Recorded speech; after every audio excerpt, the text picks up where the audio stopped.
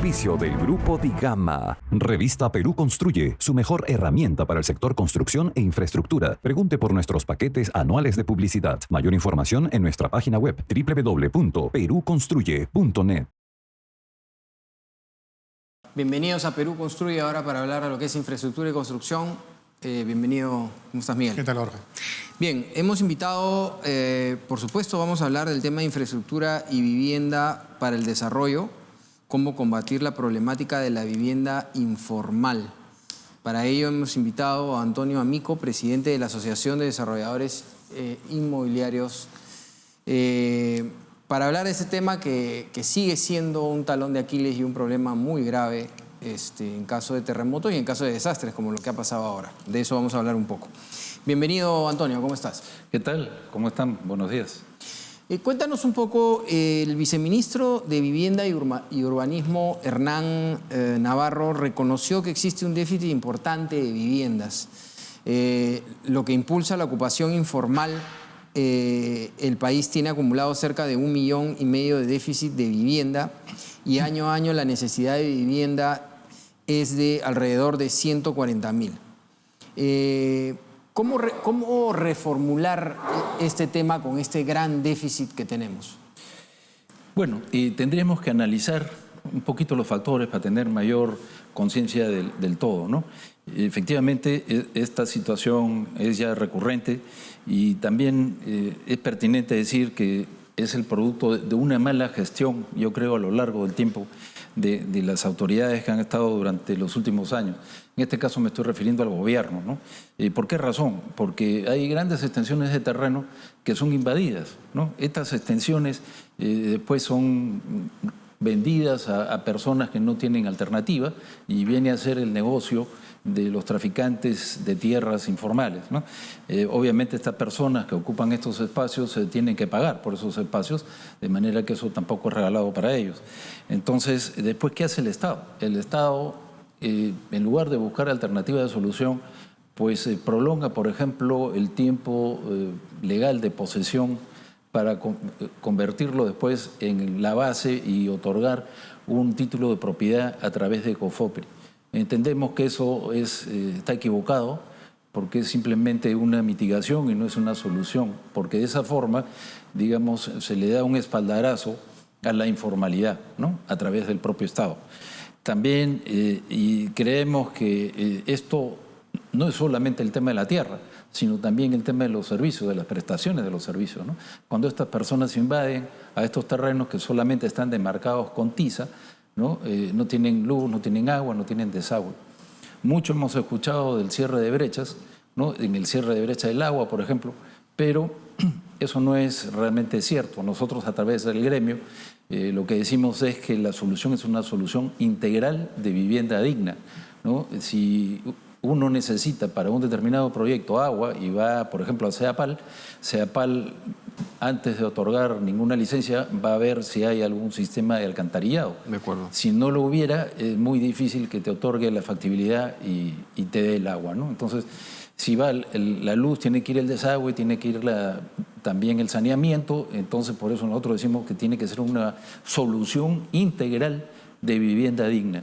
Y eso es importante considerar. ¿Por qué? Porque hablando de fondos, en este tema, por ejemplo, el cierre de brechas de agua y o saneamiento, eventualmente se van 1.000 millones de soles, ¿no? También hay otro tema aquí que es el denominado construcción en sitio propio, ¿no? Ahí el presupuesto que se otorga son aproximadamente 700 millones de soles.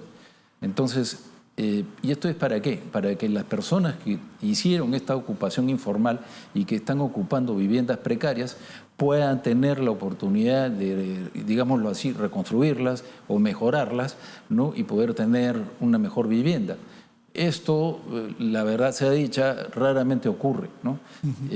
Normalmente los encargados de apoyar a estos habitantes son las denominadas entidades técnicas, que la verdad yo hasta el día de hoy no conozco mayormente quiénes pueden ser, ¿no? Y eso son, como decía, 700 millones. Entonces ahí tenemos 1.700 millones, ¿no? Que están de alguna manera dirigidos por el gobierno hacia la informalidad, ¿no? Para mí, de acuerdo. Vamos Sí, haciendo Antonio, preguntas. Sí, correcto. Antonio, cada vez que hay un desastre natural que implique, pues, obviamente, el tema de la informalidad que hay en el tema de vivienda, se habla también del tema de la planificación territorial, ¿no? Se estima que el 95% de las habitaciones urbanas son informales y que el 80% de las viviendas son producto de la autoconstrucción. En tu experiencia dentro del sector inmobiliario, ¿es posible impulsar y desarrollar una planificación territorial? ¿Y quiénes deberían participar de ese proceso? Sí, bueno, por supuesto que sí.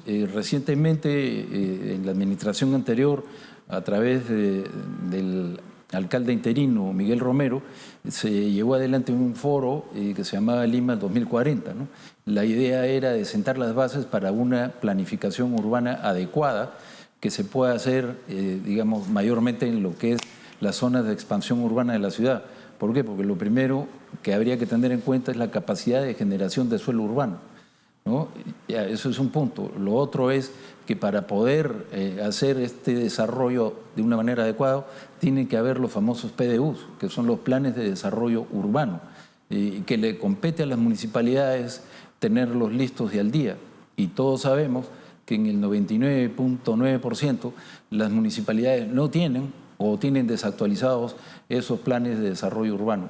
De manera que ahí, para comenzar, tienes una carencia técnica, ¿no? Y después también, complementando esa carencia, también la escasez de técnicos que la puedan llevar a cabo, ¿no? Y ese es un tema muy importante que tendría que fortalecerse a través de la contratación de profesionales destacados, ¿no? Quizás reforzar el Instituto Metropolitano de Planificación y asimismo, por ejemplo, en la Municipalidad Metropolitana, la Comisión de Desarrollo Urbano y la Gerencia de Desarrollo Urbano, que son las entidades claves para que esta expansión urbana se haga de una manera adecuada, ¿no? Ahora, Antonio, el ciclón Yaku arrasó con miles de casas y con una tragedia bastante complicada para todos los peruanos y sobre todo para los que han perdido todo.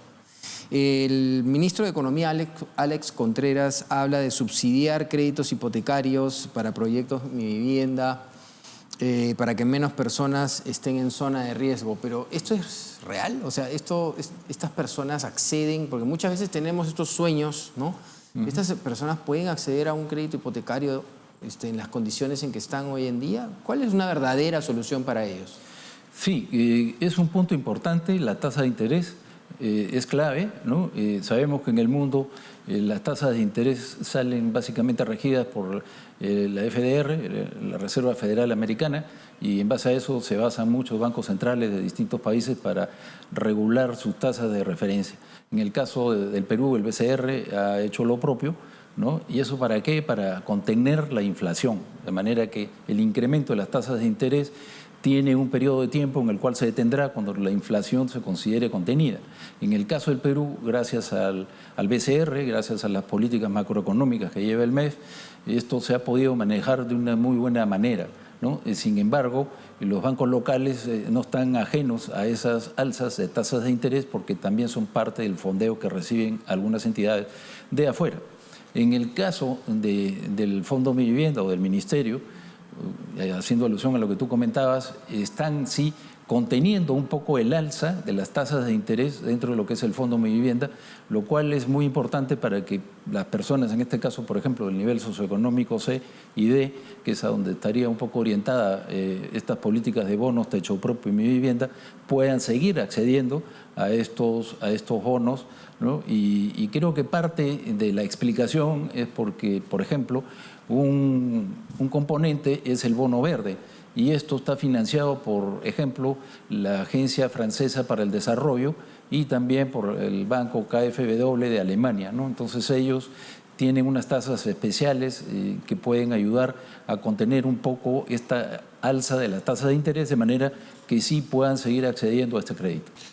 Antonio, ¿cuál es tu opinión? Bueno, sabemos que a partir de desastres naturales se han creado algunas entidades como Forsur, con el terremoto de Pisco, Reconstrucción con Cambios a raíz del fenómeno del Niño, que simplemente han demostrado incapacidad, han demostrado ineficiencia y hasta corrupción, ¿no? En muchos de los casos, en desmedro de miles de familias que lo perdieron todo. En base a tu experiencia, ¿qué se puede hacer para trabajar de manera eficiente? Ya que no hablamos de un tema de dinero, de falta de dinero, sino de un tema de capacidad. Bueno, efectivamente, aquí yo creo que la palabra clave es prevención. Dinero existe, lo podemos ver en los titulares de los periódicos, las regiones lo tienen, los municipios lo tienen. Es una falta de capacidad de gestión, ¿no? Entonces, repito un poco lo que decía hace un rato, es importante reforzar, servir, que haya meritocracia, que se pueda contratar personal profesional y técnico adecuado, ¿no? Y que también, a lo que mencionábamos, estos famosos planes de desarrollo urbano estén actualizados, de manera que, digamos, durante el resto del año, cuando no hay un evento climático que contener, ¿no?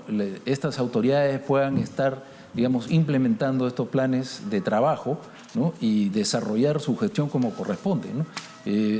Se hablaba que las quebradas son intangibles. Bueno, hay un estudio sobre el tema de las quebradas en el Ministerio de Vivienda que dice claramente cuáles son intangibles, cuáles no, ¿no? Y qué es lo que hay que hacer. En principio, ahí no hay nada raro, es simplemente respetar el cauce de las quebradas y el cauce de los ríos. En la medida que hagamos eso, podemos ver, como en otras partes del mundo, en Ecuador, para no irnos tan lejos como Europa, ¿no? Si se respeta esto, pues el agua simplemente discurre por el cauce sin mayores problemas a las zonas aledañas. Yo creo que esos son elementos básicos que hay que tener en consideración para que podamos trabajar de una manera proactiva, anticipándonos a los eventos climáticos que ya sabemos que ocurren generalmente en esta época del año por el exceso de lluvias, ¿no? De acuerdo. Bueno, muchísimas gracias, Antonio, Antonio Amico, presidente de la Asociación de Desarrolladores Inmobiliarios del Perú, ADI. Gracias por estar con nosotros y esperamos tenerte en otra oportunidad. Gracias a ustedes, con mucho gusto. Bien, vamos ahora a un anuncio importante. Adelante. Sí, por supuesto, no podemos despedirnos sin antes señalarle que si usted es un proveedor o está aspirando a hacerlo del sector construcción e infraestructura, tiene que participar de la nueva multiplataforma internacional de información y de promoción de sus productos o servicios en el Perú y, ojo, en más de 30 países del mundo. Su nombre, Perú Construye, LATAM Construction. Bien, hemos llegado al final del programa. Muchas gracias, Miguel. A nombre de Jorge León Benavides y Miguel Zavala, les agradecemos por estar con nosotros tanto en Rumbo Minero como en Perú Construye. Estén atentos a esta señal. Estamos los fines de semana con ustedes. Hasta el próximo fin de semana.